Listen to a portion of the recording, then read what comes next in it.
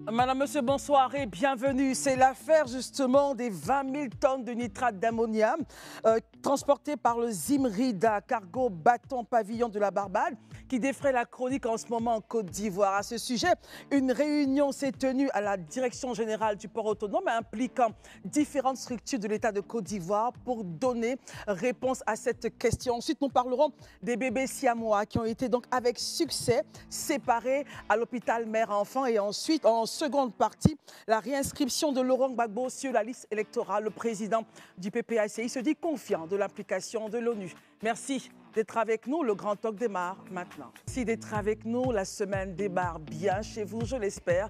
Nos amis sont là et on essaiera en tout cas ensemble de parler des sujets intéressants qui nous concernent ici sur le plan national. Et pour en parler ce soir, Herman est là. Bonsoir. Bonsoir Christelle, bonsoir. Merci d'être avec nous, très cher. Barry, bonsoir. Bonsoir Christelle, bonsoir chers amis, bonsoir chez vous. Élisée Voloube, bonsoir. Bonsoir Christelle, bonsoir chers téléspectateurs. Merci de nous rejoindre. Davouda Koulibaly, bonsoir. Bonsoir Christelle, bonsoir à tous et bonsoir chez vous. Et nous terminons justement avec vous, Marius Komoé. Bonsoir Christelle, bonsoir à tous et à toutes. Alors, l'affaire a fait grand bruit. C'est depuis le 30 décembre dernier que le Zimrida donc, est dans les rades, arrivé en rade extérieure d'Abidjan le 30 décembre dernier, je le disais. L'affaire inquiète les populations. Certains font référence même à ce qu'on avait connu en 2006, si mes souvenirs sont bons, parlant du Probo Koala. Le gouvernement donc s'est réuni, on va dire, en quelques structures étatiques se sont réunies pour donner la réponse aux populations. Et nous avons une note d'information donc relative à cette cargaison qui a été donc communiquée tout à l'heure, juste il y a quelques instants. Herman Aboua, réaction déjà sur la nouvelle. Ce lanceur d'alerte qui nous informe que nous avons une cargaison, dangereuse ou pas, on en parlera, au bord, en tout cas, dans les eaux d'Abidjan. Mais oui, bon, je pense que déjà, les Ivoiriens sont tous unanimes qu'il faut féliciter en fait, le travail de ce lanceur d'alerte, là, qui n'est qu'une page sur les réseaux sociaux, qui est JCK Consulting, Jean-Christian Conan, qui, beaucoup de personnes, beaucoup d'Ivoiriens le connaissent, qui fait beaucoup d'analyses, notamment stratégiques, sur plein de sujets. Et il a lancé l'alerte, ça a fait beaucoup de polémiques au départ. Finalement, c'était finalement avéré. Pour l'instant, ce qu'on peut dire, moi, quand je regarde ce qui se passe, je veux dire qu'on n'a pas tiré forcément toutes les conclusions, toutes les leçons de ce qui s'est passé en 2006 avec le cas de Probo Koala. On va beau dire que le contenu de cette cargaison, c'est peut-être un produit qui est généralement manutentionné par le port autonome d'Abidjan, donc on s'y connaît bien, mais finalement, si le Probo Koala, ce qui fait la caractéristique du Probo Koala, c'est que tous les ports où ça devait passer ont refusé cette cargaison, ce navire, et finalement, ça s'est retrouvé au port d'Abidjan. On a vu ce qui s'est passé. Si aujourd'hui, c'est pas qu'on ne manutentionne pas, on ne peut pas traiter le nitrate d'ammonium, qui reste un composé qui est utilisé comme engrais, quoique je suis contre les engrais chimiques, et dans l'extraction des mines et autres, dans l'activité minière, qui reste quand même un produit assez délicat à traiter. On a vu l'accident en 2020 à Beyrouth, où des années, bien plus tard, après avoir entreposé en 2013, 7 ans après quand même, on a eu l'explosion, on a vu les dégâts que ça a créé. Donc je pense que, ne serait-ce que pour l'inquiétude des autres pays, des autres nations qui refusent cette cargaison-là spécialement, on aurait pu suivre et puis faire la même chose. Très bien. Barry, que sait-on justement de ce navire, le Zimrida, qui aujourd'hui est donc pratiquement en rade à l'extérieur d'Abidjan? Que sait-on de ce navire qui a cette cargaison? En fait, le point le plus important ne concerne pas forcément le Zimrida, mais il concerne plutôt le Ruby. Le Ruby, c'est le premier navire cargo qui est parti de la Russie à destination de la Norvège. Mais au cours d'une tempête, vous savez que la mer du Nord et la mer Baltique sont régulièrement touchées par des tempêtes et souvent il y a des accidents de navires ou souvent même on a récemment suivi la question des câbles sous-marins au Danemark. Donc régulièrement il y a des accidents dans ces zones-là. Donc le navire ayant fait accident, une partie de la cargaison a été en contact avec du fioul. Donc, il y a une partie de la cargaison qui est contaminée. Donc, c'est le rubis qui était en réalité le danger. Et vu que la Lituanie, qui avait la compagnie de manutention qui devait réparer le rubis, a refusé d'accueillir le navire, et le Danemark... Pourquoi la Lituanie a-t-elle refusé d'accueillir le navire? À cause du risque encouru, parce que, comme je l'ai dit, une partie de la cargaison avait été contaminée suite au contact avec le fioul. Donc, le rubis devenait un danger pour la sécurité portuaire de ces pays-là. On va dire. Justement. Maintenant, la Lituanie, qui est un pays juste à côté de la Norvège, avait une compagnie qui avait le marché pour réparer le rubis. La Lituanie a refusé pour des raisons de sécurité. Le Danemark et la Suède, qui sont deux autres pays aux côtes de la mer Baltique, ont également refusé que le navire circule en mer Baltique. Pour les mêmes raisons? Pour des raisons de sécurité, naturellement. Donc, qu'est-ce qui s'est passé par la suite? C'est que le rubis a accosté d'un port anglais. Et là-bas, la cargaison qui était contaminée a été traitée et le reste de la cargaison a été porté sur le Zimrida. Le reste de la cargaison non contaminée? Non contaminée a été transféré sur un autre bateau qui est le Zimrida. C'était très important de préciser ça.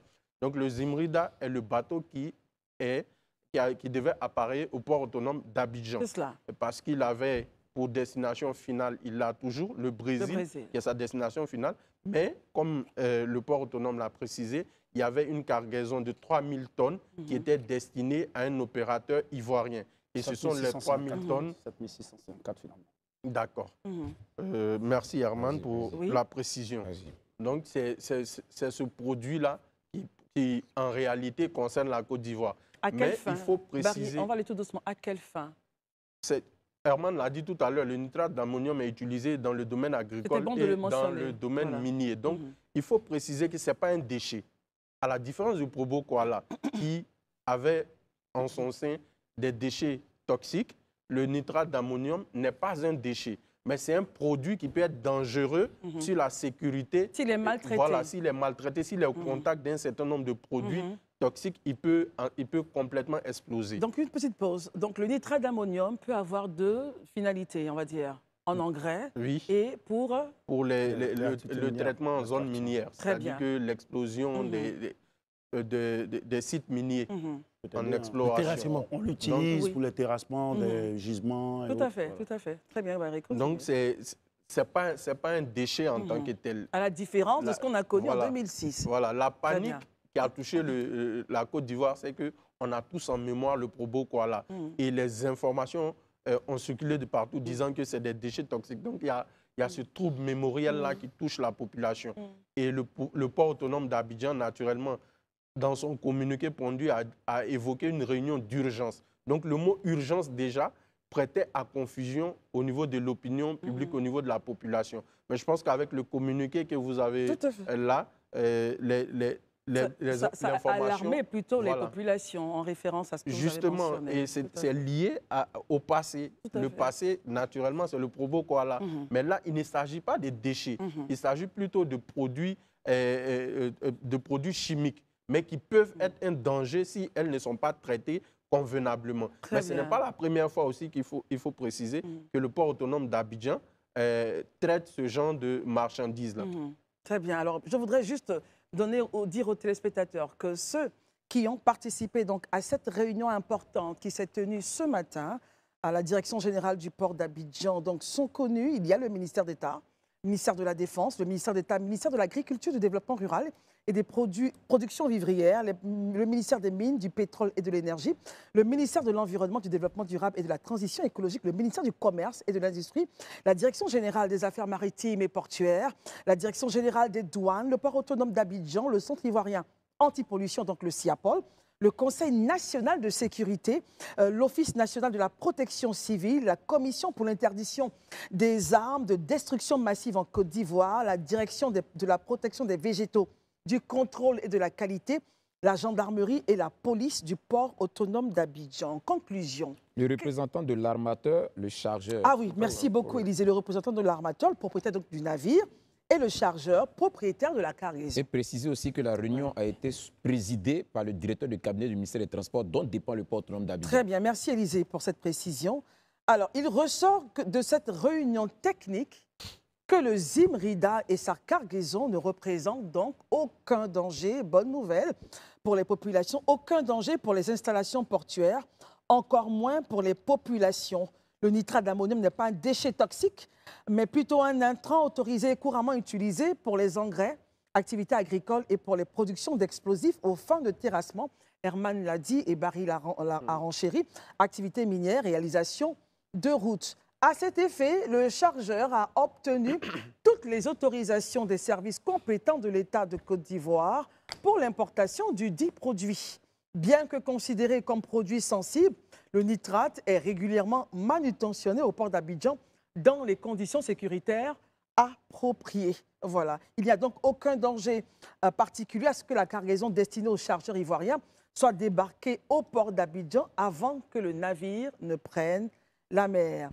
Et vous avez bien en gras, toutefois, une visite ouverte aux médias sera faite sur le navire le mardi 7, donc demain, 7 janvier 2025 à 9 h, en vue de rassurer l'opinion sur l'intégrité de la marchandise. Élysée, lorsqu'on lit ces mots de ce communiqué avec toutes ces instances qui représentent donc l'État de Côte d'Ivoire, est-ce que cela vous rassure, Élysée Boloubeur? Oui, c'est normal. Je pense que c'est l'attitude qui sied à une telle situation, surtout que depuis que la lettre a été lancée par JCK, disons le week-end, le vendredi ou le samedi, je ne sais plus trop exactement quelle était cette date-là, on a vu un peu, je vais dire, la hantise ou cette fébrilité qui s'est emparée de l'ensemble de la blogosphère. Tout le monde était un peu inquiet. On se posait des questions de savoir, est-ce que ce n'est pas encore un nouveau propos quoi là? Surtout que certains n'ont pas manqué aussi de faire un rapprochement entre le contenu de ce navire-là et l'explosion qui a eu lieu à Beyrouth. Voilà, et on a encore en mémoire le désastre qui a eu lieu à Beyrouth du fait de ce produit. Donc, ça a créé une certaine psychose. Et il était bon, en tout cas, que les autorités montent au créneau pour rapidement prendre le pouls de la situation et puis rassurer les populations. Donc, ce communiqué vient nous rassurer. Je pense que toutes les parties prenantes au niveau étatique pour traiter une situation de crise, je vais dire, écologique, en tout cas, étaient toutes présentes pour pouvoir prendre part à cette rencontre-là. C'est déjà une très bonne chose. Moi, je note déjà que la lettre de JCK était une bonne chose. Moi, je pense qu'il a bien fait de lancer une telle lettre pour que c'est toujours important, c'est toujours bon de pouvoir vérifier, parce que je pense que s'il n'y avait pas eu cette lettre, peut-être qu'on n'aurait pas forcément eu toutes ces rencontres et puis avoir tout ce schéma. Ce d'autant plus, je ne dis pas ça pour dire qu'il n'y a pas de contrôle, les contrôles se font. Pour preuve, tout à l'heure, vous l'avez si bien indiqué, le nitrate d'ammonium est régulièrement sur le port d'Abidjan. Pour preuve, en 2023, il y a eu plus de 20 000 tonnes qui ont été réceptionnées au port. En 2024, il y a eu plus de 38 000 tonnes. Et là, ce qui sera débarqué demain, c'est 3 000 tonnes, sur 20 000 tonnes à l'intérieur de ce navire-là. Donc, c'est dit que le port a l'habitude de traiter, je vais dire, ce produit-là. Donc, sur cette base-là, il n'y a vraiment pas de crainte. Mais vu que l'historique rappelé par Barry, avec tout ce que le navire initial, le navire initial a subi et tout ce qui a suivi avec les refus des différents partis, il était important que JCK lance cette lettre-là qui a permis quand même à nos autorités et à tout le monde quand même de réagir. Aujourd'hui, on est en droit, en tout cas, de pouvoir ouvrir des soulagements. Parce que la question de Probo Koala reste encore dans l'esprit de plusieurs. Quand on voit les dégâts que ça crée et qui continue même de faire encore des dégâts aujourd'hui, c'est normal qu'on ait cette attitude. Alors, avant de passer à Daouda et Marius, Barry, j'aimerais qu'on revienne avec vous. Ces pays qui avaient refusé, excusez-moi, j'ai un chat de la gorge, ces pays qui ont refusé justement la cargaison, est-ce qu'elle l'avait fait parce que la cargaison était contaminée? À cette époque-là, on avait des explosifs, et ce qui est arrivé en Côte d'Ivoire donc, ne présente aucun caractéristique de ce qui a été avant. Non, en fait, comme je l'ai dit, le navire Ruby a vu une partie de sa cargaison contaminée au fioul. Et qui dit contamination au fioul dit risque d'implosion. Parce que le nitrate d'ammonium, au contact d'un certain nombre de matériaux, s'il n'y a pas la sécurité, il risque d'y avoir une explosion. Maintenant, c'est par mesure sécuritaire et des précautions que ces pays-là ont refusé. Mais je le rappelle, c'est en Lituanie que le Ruby devait être réparé. La Lituanie a jugé, peut-être par ses autorités, qu'elle n'était pas en mesure de traiter la cargaison prohibée. Donc l'Angleterre, c'est-à-dire un port anglais, a accueilli le navire. Il a soigneusement traité la cargaison qui avait été contaminée et le reste de la cargaison a été débarqué sur le Zimrida pour continuer à destination. Maintenant, le rubis, lui, il est en réparation dans un autre port anglais. Et il est précisé dans le communiqué des autorités ici qu'après la Côte d'Ivoire, le navire Zimrida là, doit se rendre en Angola et en Tanzanie. Et je pense que sa destination... Non sans avoir débarqué donc, la cargaison de celui qui avait commandé. Justement. Et les autorités nous rassurent parce qu'ils disent qu'il y aura une ouverture pour la presse demain pour que chacun puisse comprendre. Ce qui est prévu en Côte d'Ivoire débarquer. Voilà. Ce que je puis dire aussi, c'est que les Ivoiriens doivent comprendre une chose. À l'aube du 21e siècle, il y a de nouvelles formes de guerre, dont la guerre hybride, où on utilise le politique, où on utilise l'économique, où on utilise l'information pour déstabiliser un adversaire. Donc, il faut faire très attention. Moi, je salue le lanceur d'alerte qui a pris le soin de lancer cette alerte-là. Parce qu'aujourd'hui, il y a un éveil de conscience chez la population ivoirienne. Vous avez vu que certains jeunes ont quand même voulu tracer le bateau. Donc, c'est pour dire que les citoyens, on a un rôle à jouer dans l'équilibre social et dans la sécurité de notre pays. Daouda, votre commentaire? À l'aune de tout ce que je viens d'entendre, je me rends compte que ça me rappelle en fait un adage qui dit que quand on a été mordu une fois par le serpent, quand on voit le ver de terre, on est assez craintif. Et comme tu le dis si bien, je salue le lanceur d'alerte, Jean-Christian Conan, et toutes ces personnes, parce qu'aujourd'hui, grâce à lui, aujourd'hui, tous les Ivoiriens, je vous dis, la grande majorité des Ivoiriens savent tracer désormais un bateau. On savait tracer des colis par une entreprise de transport. Maintenant, on sait tracer un bateau. Mais quand je finis de dire cela, en fait, Barry a dit quelque chose qui est important. On est dans une situation très critique en Côte d'Ivoire. Nous ne nous voilons pas la face. Beaucoup de personnes aujourd'hui, les ennemis du progrès, comme tu aimes si bien le dire, certains ennemis du progrès voudraient voir la Côte d'Ivoire sombrer. Donc, les gens sont prêts à utiliser toutes les formes tous les moyens pour y arriver. Pourquoi tu fais référence à cela, Daouda? Pourquoi est-ce que je fais référence à cela? Parce que lorsque le lanceur d'alerte a lancé l'information, mais l'affaire est partie dans tous les sens. C'est allé dans tous les sens. Or, il faut prendre, quand on a une information, il faut prendre du recul sur l'information pour regarder l'information dans sa globalité. Est-ce que justement, on a déjà fait l'historique du bateau? Non, je ne parle pas d'ici. Je ne parle même pas d'ici. Je parle de tout ce qui a été lu durant ces 2 ou 3 jours avant qu'on en arrive ici sur ce plateau. Parce que ce qu'il faut savoir, c'est que ce n'est pas un déchet toxique. Le nitrate d'ammonium, il est utilisé par, qu'on appelle ça, dans l'agriculture. Quand on sait que notre pays, le succès de ce pays repose sur l'agriculture, je pense qu'on a besoin d'engrais.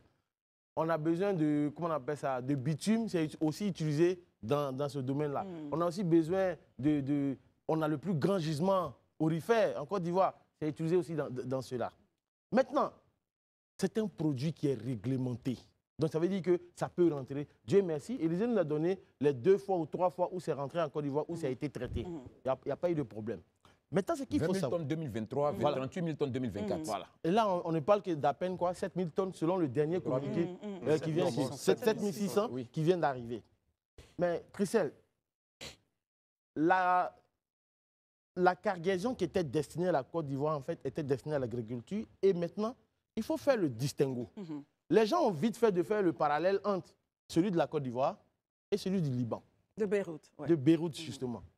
C'est que le nitrate d'ammonium qui était destiné à la Côte d'Ivoire, c'est pour l'agriculture. Mais celui qui était destiné au Liban, c'était pour fabriquer justement des explosifs. Il faut le dire aux gens. Maintenant, je sais que d'aucuns nous diront, oui, c'est le même composé chimique et autres. Mais il est important de leur rappeler qu'on a tous fait un peu de chimie à l'école. Et donc, pour ce qui est le nitrate d'ammonium qui est destiné à l'agriculture, généralement, il y a d'autres substances qui y sont mélangées, notamment du phosphate et de la sulfate, pour réduire en fait cette sensibilité. Et en matière de sécurité, justement, pour ne pas que, en fait, ça puisse devenir un explosif, généralement, comme on le dit si bien, il y a des inhibiteurs qui y sont ajoutés et son stockage n'est pas le même que le nitrate qui est utilisé dans le cas des explosifs. Nous, en tant qu'hommes des médias, même les lanceurs d'alerte, nous avons un rôle de pédagogie. Nous avons un rôle d'éduquer, d'informer. même si on est en train de, on divertit les gens, il faut leur donner la bonne information. Il ne faudrait pas aller dans tous les sens, aller ameuter les gens. Et c'est là où je dis, je prends les propos de Barry à mon compte. Parce que le communiqué de 2 jours du port autonome d'Abidjan, mine de rien, a créé en fait une situation de psychose généralisée. Non, puisque on nous parle de 20 000 tonnes de nitrate d'ammonium qui sont dans les eaux ivoiriennes. Ou, en rade d'Abidjan. Voilà. Mais quand tu nous dis, dans 1 jour ou bien 2 jours, on va tenir une réunion urgente. Je vous parlais tout à l'heure du serpent qui vous a mordu. Donc quand les gens se rappellent de la situation de Beyrouth, automatiquement, ça ravive cette situation de Beyrouth. Mais au-delà de la situation de Beyrouth, ça ravive encore le problème du Probo Koala. Donc tout le monde est là. Est-ce que ça ne nécessitait pas justement qu'il y ait donc une séance d'urgence avec toutes ces Non, il aurait tout simplement fallu, pour les experts, puisque c'est des produits que vous avez déjà traités, ce n'est pas une fois, ce n'est pas 2 fois, mais c'est à plusieurs reprises que vous l'avez traité, que des experts sortent l'expliquer aux gens. Et c'est là où j'attire l'attention aujourd'hui. Je n'ai pas envie de dire le port seulement, parce que quand je regarde la pléthore de personnes qui étaient à cette réunion-là, quelqu'un devait sortir pour expliquer. Des structures, bien sûr, de l'État de Côte d'Ivoire. Oui, quelqu'un devait au moins sortir pour expliquer non, il n'y a pas le feu à la demeure, tout va bien, rassurez-vous, tout et tout. Je pense que... Pour communiquer. Voilà, pour communiquer. Et c'est là où je dis souvent de fois, le gouvernement de Côte d'Ivoire, les ministères techniques en Côte d'Ivoire manquent en fait de dextérité en matière de communication pour expliquer. Parce que quand les choses sont bien expliquées aux Ivoiriens, il n'y a aucun problème. Qu'auriez-vous souhaité, Daouda? Vous estimez que le premier communiqué donc, du port qui disait qu'il y aurait une séance de travail ce matin n'était pas nécessaire? C'était pas nécessaire. Pourquoi? Non, c'était pas nécessaire. On va tenir une réunion urgente, ça veut dire que tu n'as pas d'information. Mais c'est toi qui es en charge de la fête, tu n'as pas d'information, mais ce n'est pas moi qui suis chez moi qui vais rester serein. Or, le communiqué devait en fait plutôt séréniser les Ivoiriens. Il n'y a pas le feu à la demeure, on l'a déjà fait 1 fois, 2 fois, 3 fois, 4 fois. Et au-delà de tout, oui. Bon, le premier communiqué, tu m'as dit on va tenir une réunion urgente sur cette affaire. Mais pendant que le produit il est là, comment est-ce que tu veux que les gens réagissent? Voici mon point en fait. Voilà. Marius, comment vous voyez? Réaction justement sur tout ce que vos collègues ont eu à dire sur le plateau? Je pense que le tour a été fait, tout a été dit. Seulement, il faut ajouter que, contrairement à ce qui s'attendait à être le mieux partagé dans l'opinion publique, il faut dire que la situation de Beyrouth, donc du Liban, est totalement différente de ce que nous vivons à Abidjan. En effet, au Liban, le nitrate d'ammonium qui avait été stocké au port de Beyrouth l'a été pendant des années et dans des conditions inadéquates. Il est arrivé au port de Beyrouth en 2013, l'explosion a eu lieu en 2020. Voilà. Donc pendant des années, on stocke du nitrate d'ammonium dans un port dans des conditions inadaptées avec une chaleur suffocante allant jusqu'à 200 degrés Celsius, mais c'est tout à fait normal que nous connaissions donc une telle explosion. Mais les autorités ivoiriennes du port autonome d'Abidjan et surtout du ministère des Transports, se servant donc de ce qui s'est passé au Liban, de l'expérience du Liban, ont maintenu le Zimrida loin de nos eaux, très loin de nos eaux. Le bateau n'a même pas eu accès à nos ports. Ils l'ont maintenu au large des côtes ivoiriennes, le temps justement de s'assurer, de bien voir clair. Et donc nous sommes heureux de savoir que le dernier communiqué qui a réuni l'ensemble des parties prenantes du ministère, des ministères et des structures administratives compétentes, nous atteste que, bien sûr, le Zimrida et sa cargaison ne représentent aucun danger et pour les installations portuaires, mais surtout pour les populations ivoiriennes.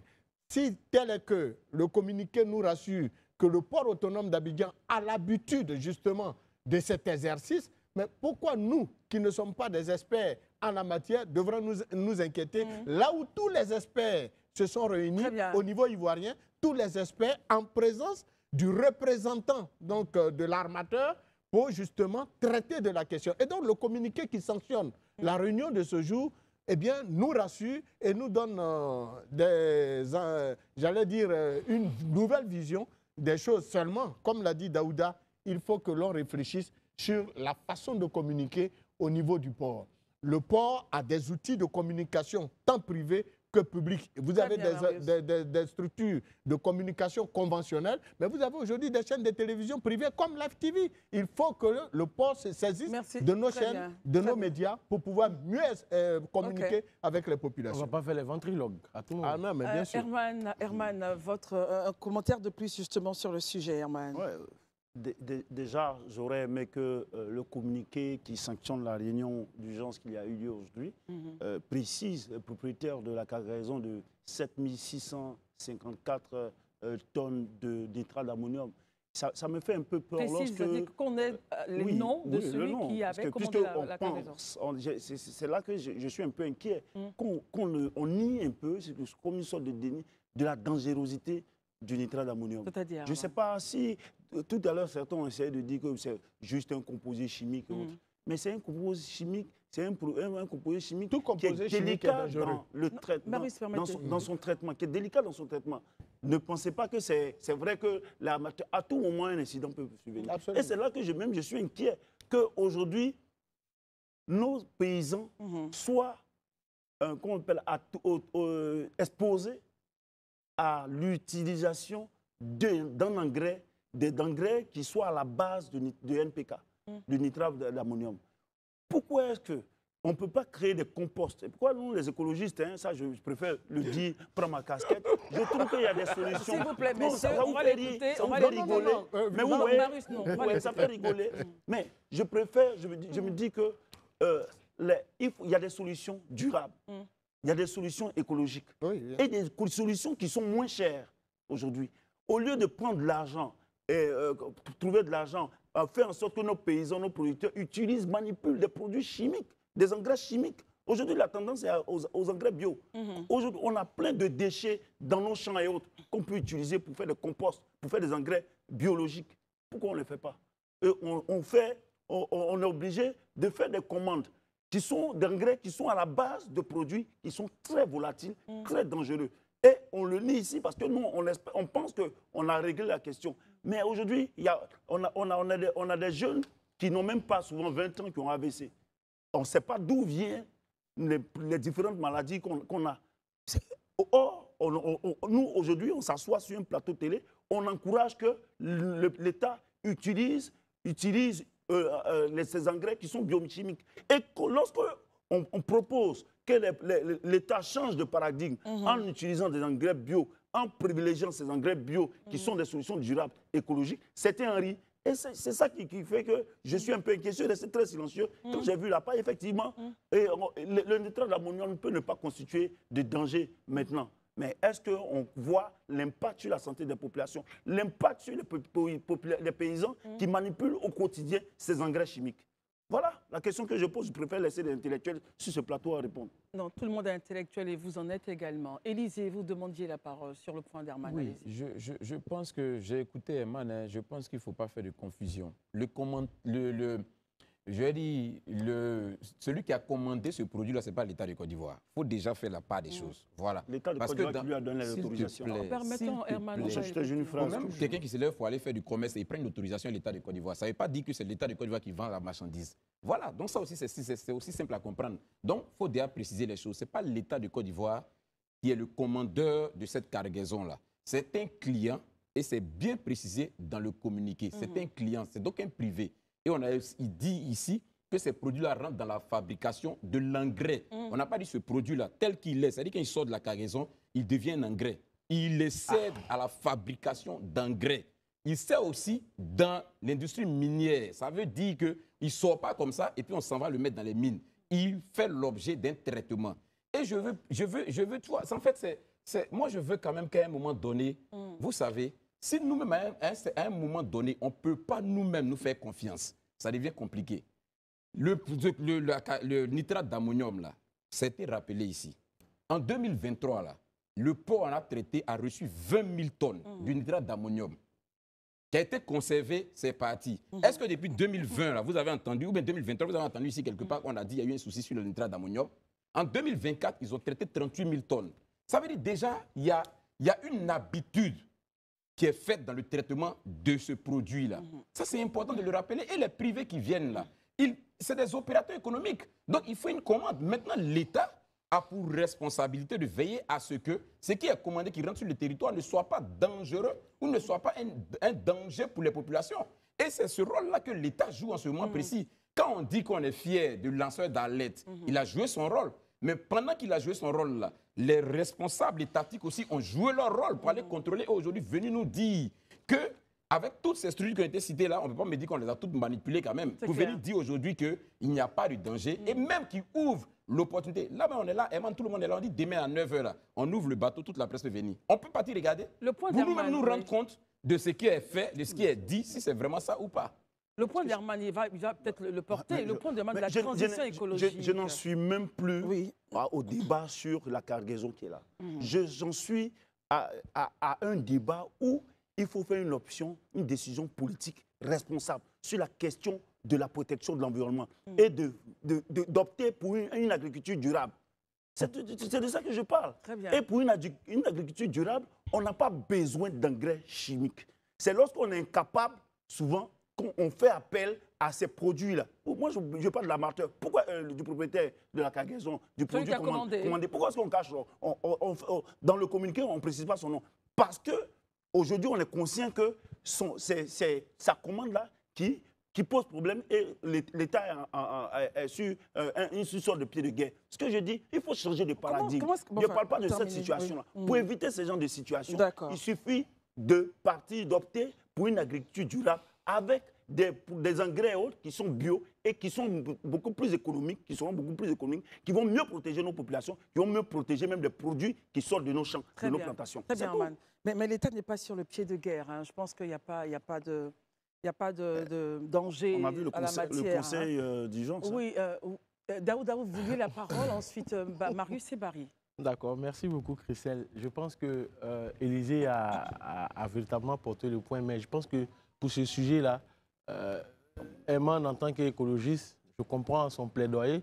Je suis sûr et certain que son cri de cœur a sûrement été entendu, mais c'est ensemble qu'on va pouvoir y arriver. Mais bon, il faut sortir ce sujet-là des émotions et le traiter froidement. Ici, l'information, c'est qu'il y avait une cargaison au large d'Abidjan. L'affaire a été traitée par les autorités. Il n'y a pas le feu à la demeure. Essayons de passer à autre chose. Et demain, après, on pourra parler de l'écologie. Je te sais très porté sur les questions, tout ce qui est vert.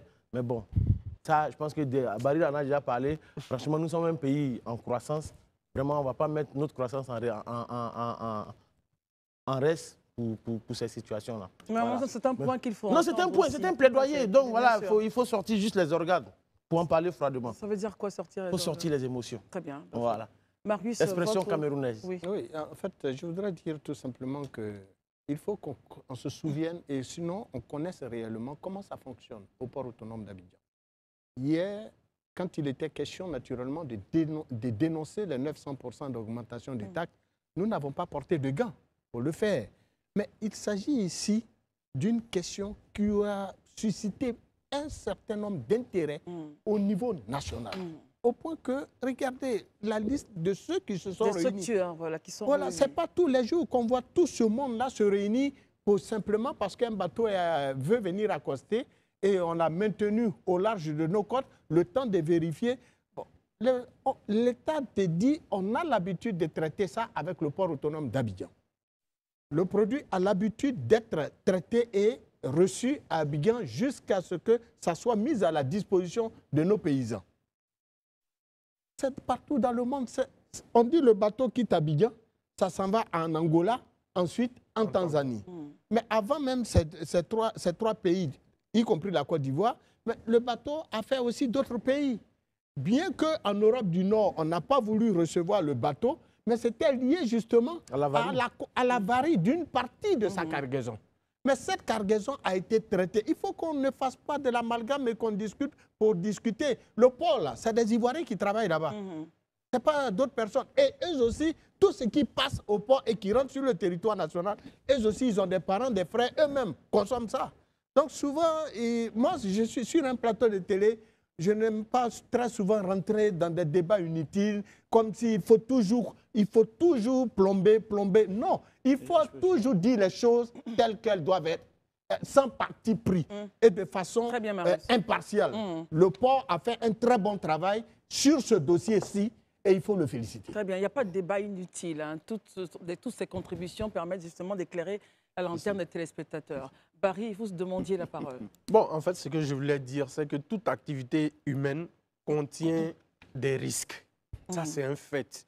Personne ici ne nie la dangerosité du nitrate d'ammonium lorsque celui-ci est maltraité. Mais il faut préciser, on court le risque lorsqu'il n'y a pas de traitement adéquat. Quand il y a un traitement adéquat, le nitrate d'ammonium est utile pour la société. Maintenant, revenant aux questions d'écologie, aux questions de développement durable, je comprends Herman, c'est sa posture d'écologiste. Je vais plutôt l'encourager à vendre son rêve, parce que c'est un rêve pour moi.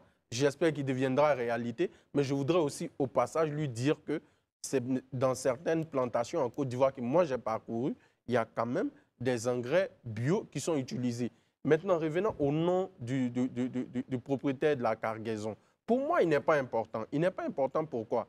Parce que quand vous donnez son nom, avec toute la psychose qui a tourné autour de cette cargaison, vous risquez de plomber son entreprise. Et je pense que les services de l'État ont bien fait de ne pas donner le nom. Parce que demain, si on donne le nom, je prends un exemple banal, X boutique.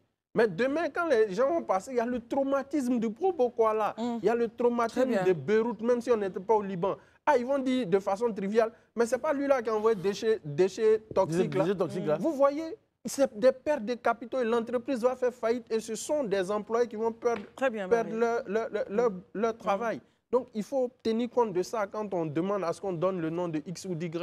Merci en tout cas, messieurs, de vos différentes réactions. Mon salut est déposé.